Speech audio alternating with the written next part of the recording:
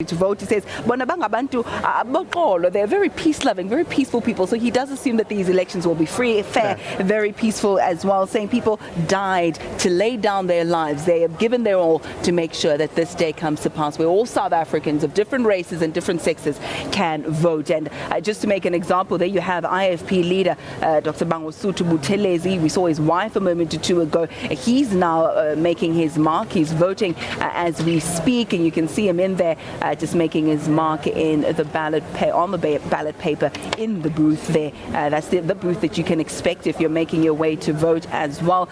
Don't use African time. You know, I know some of us thinking it's a holiday, you're going to go a little bit later. Rather get it out of the way if you want to enjoy a relaxing afternoon.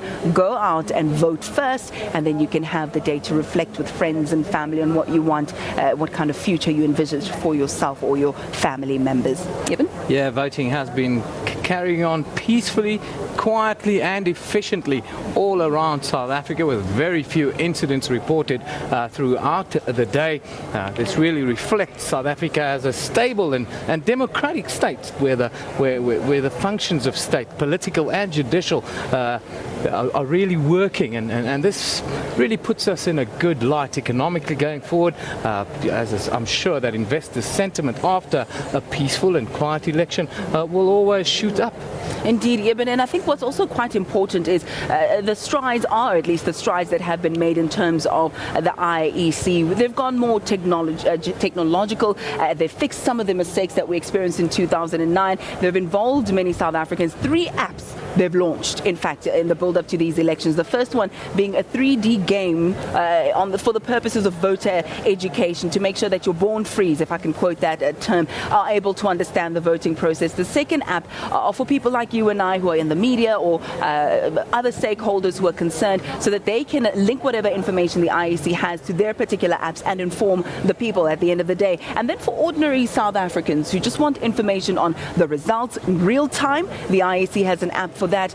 Ordinary South Africans who want to know where to vote, who want some party profiles, all that information has been made available. So the IEC taking the information to the people on the ground in the means that they can access, and those who are technologically savvy have been given what they can use. Absolutely, and I think technology will just play more and more of a role as we go forward to the 2019 election. They're even mooting ideas of us voting electronically, which I think will really get a lot more people to vote, because Ayanda, you know, we have a country where alarmingly since 1994 voter apathy has been on the increase. We now, well, at the previous election in 2009 we stood at 35% and expected to be a little bit closer to 40% this time around. The live pictures are coming in from Ulundi in KwaZulu-Natal, where the IFP leader Dr. Mangosuthu Buthelezi has just completed his vote this morning. He's getting ready for an interview. We'll keep it up. Ayanda, he looks very happy, and I just love the jacket. Indeed, no signs of any apathy around him at the moment there. Yes, he's waiting patiently, I think, as the journalists converge around him to get a particular soundbite. The similar scenes were seen perhaps in more volume, I'd say, for the head of state, President Jacob Zuma, as he voted in Inkatha. He's now making his way out. You can see various ANC supporters and other locals there singing, dancing, walking, paving the way to say goodbye to the president. You can see as we just go to the right of that screen there, we've juxtaposed those visuals with what's happening in Ulundi. That's where IFP leader Mangosuthu Buthelezi is standing by to speak to us about what he experienced in terms of today's voting process and what he hopes the outcome will be. Well, let's talk a bit more about that expected outcome now, as we joined by analyst Inkatha Freedom Party, who's going to unpack some of the issues for us this morning. We've seen people coming out in their numbers in areas such as Inkatha and Ulundi. That's because there are notable figures there. But all in all, what are your guesses in terms of turnout today?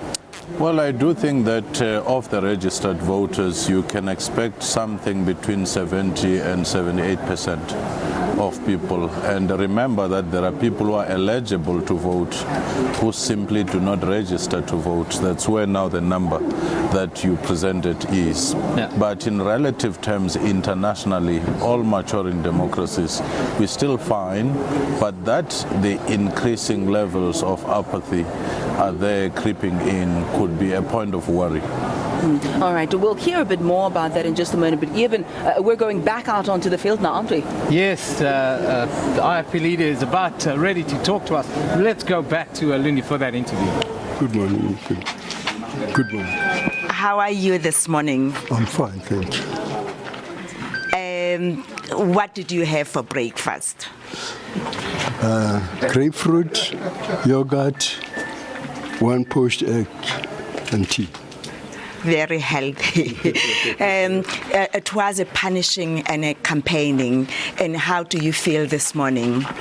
Well, this morning I feel that it's a day of celebration for me as a South African, because this election coincides with the 20th anniversary of our freedom.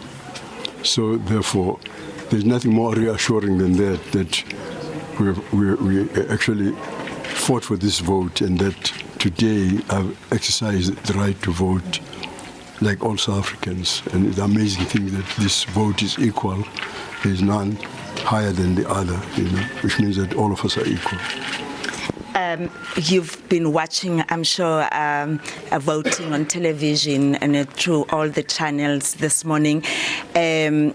So far, are you happy what you've seen?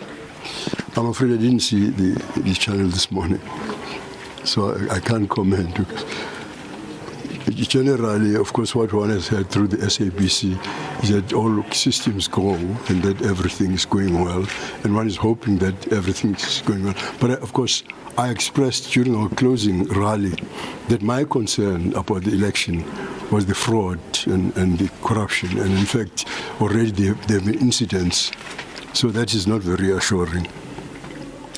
Shenge, after this, what are you going to do? Are you going to go home and rest? What's the plan for the day? Well, I'll have to look at some of the... I normally visit some of the polling stations and just encourage people, because every vote counts, and also just to see whether everything's going well. And then I hope to go to Nongoma to see a few polling stations as I did last time. Who did you vote for? I voted for you. Thanks very much. Leanne, you've heard it. Buthelezi is just like spoken to us, the Inkatha Freedom Party leader. He says he is going to be going around to check at the other voting stations around Nongoma and Ulundi. And when we asked him, of course, who did he vote for, he said, and he voted for me. So I've got one vote for me. Back to studio. Linda, thank you so much. I don't know how far it will take you in Parliament or even in the provincial legislature, that one vote. But listen, take it, girl. Take that vote. Yeah, no, she deserves it for her good work. But I like the breakfast question, poached eggs and grapefruit. I'm definitely going to incorporate that in my diet, because at 90, I want to look like you will look that good if you had that kind of breakfast. And of course, speaking to our analyst, Dr.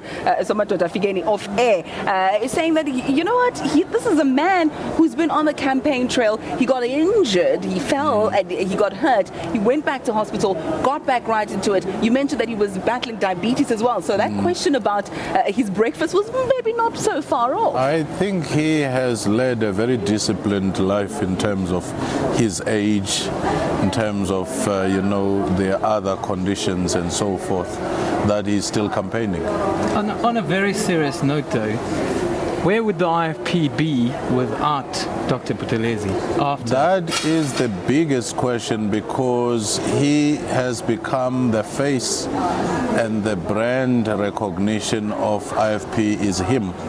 So when the time of succession comes, they'll battle to sustain themselves without him. So it's been a weakness and a strength as well for them. The strength in that he was able to raise it, but a weakness in that there's no sustainability for the party without him, so it seems. There it is. All right, well, we'll continue with our analysis, but let's go and see what Ulrich